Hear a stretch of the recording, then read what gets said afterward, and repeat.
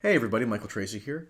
So we at TYT Investigates reported in December on a memo that had been sent by the DCCC, that is the Democratic Congressional Campaign Committee, to Democratic candidates running in House races around the country. These are candidates seeking the Democratic nomination in their respective district to get elected to the House of Representatives in November. And one provision in this memo had to do with fundraising. The DCCC specified that candidates were requested to agree to allocate 75% of the funds they raised to, quote, paid communications. And this was interpreted by some of the candidates, especially on the leftward end of the candidate spectrum, as an attempt by the DCCC to pressure candidates to ingratiate themselves with the party's donor class and to patronize the various consultants that have been in good favor with the National Party over the course of their campaigns. And this is, I think, reasonably seen as a sort of outmoded style of politics in the aftermath of the 2016 presidential election.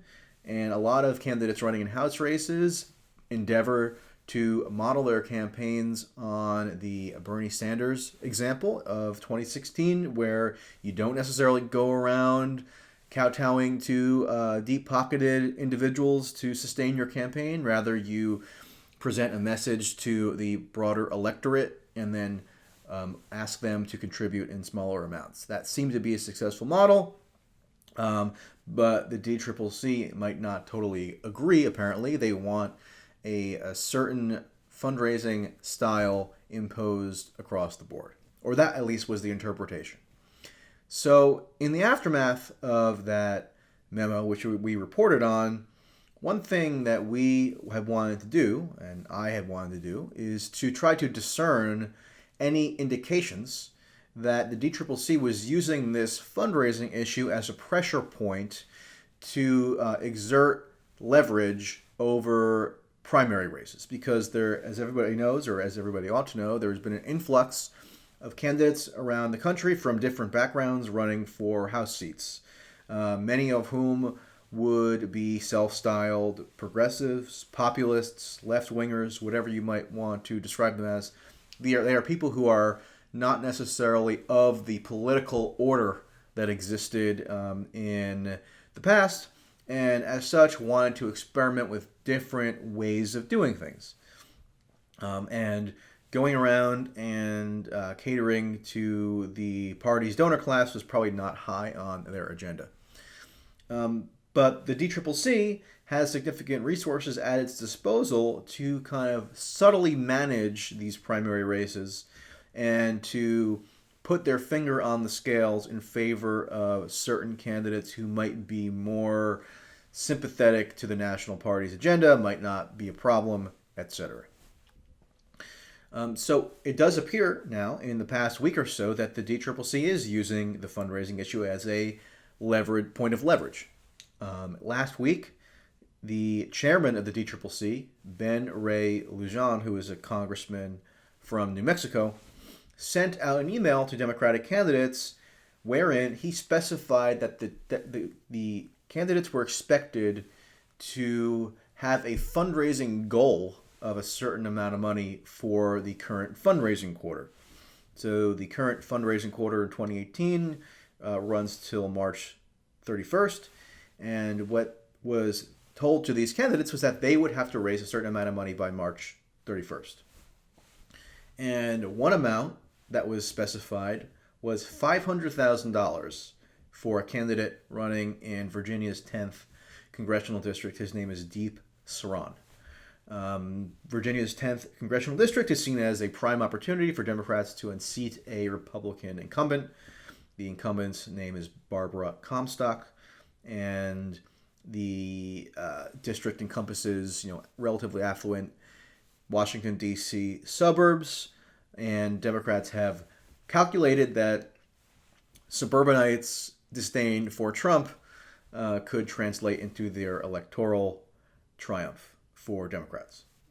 I don't know if that strategy is necessarily the best one to line up behind, but it could work in certain areas. especially areas where the relatively affluent Republican might be becoming increasingly disenchanted with Trump, although I don't know why that would be, given that he just gave them a huge tax break, but that's another subject for another time. In any event, Democrats think that this is a great opportunity for them for a, quote, pickup, and they have, in a number of ways, already signaled which candidate is their preferred candidate in this race.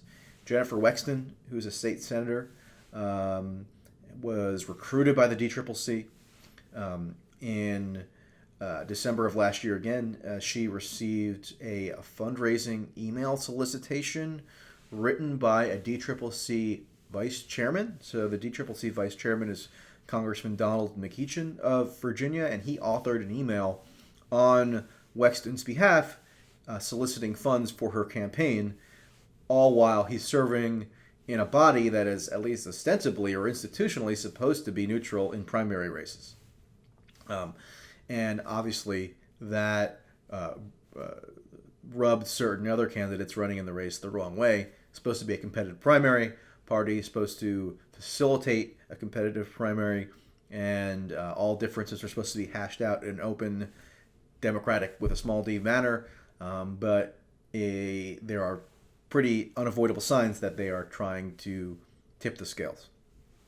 So there had already been a sense of favoritism in that particular race, and then just last week, the DCCC sent out emails to a candidate running in that race, specifying that he was expected to raise $500,000 by March 31st. Now, granted, Washington, D.C. suburbs is a big media market, expensive, but $500,000 is a tall order for somebody who is a first-time candidate who maybe isn't interested in going around to deep-pocketed donors, wants to experiment with a new model, all the stuff that lends itself to a different style of politics. So what it is, I think, reasonable to infer from that email, and this candidate seems to have done so, is that the email is an attempt to say, hey, if you're not able to demonstrate your financial viability in the manner that we expect, maybe you need to rethink this whole primary campaign thing, perhaps drop out, let the party consolidate around the candidate who we have already expressed our preference for, so that resources can be consolidated and that we won't have any unnecessary friction in the primary before the general election. That seemed to have been the message sent. Now, the message wasn't explicitly stated as such. You have to sort of read between the lines, but it's a reasonable interpretation.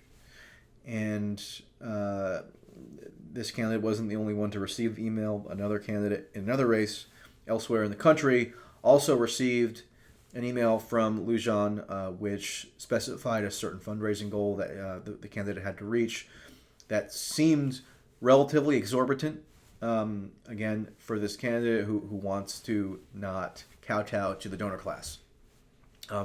So it's nothing new necessarily for the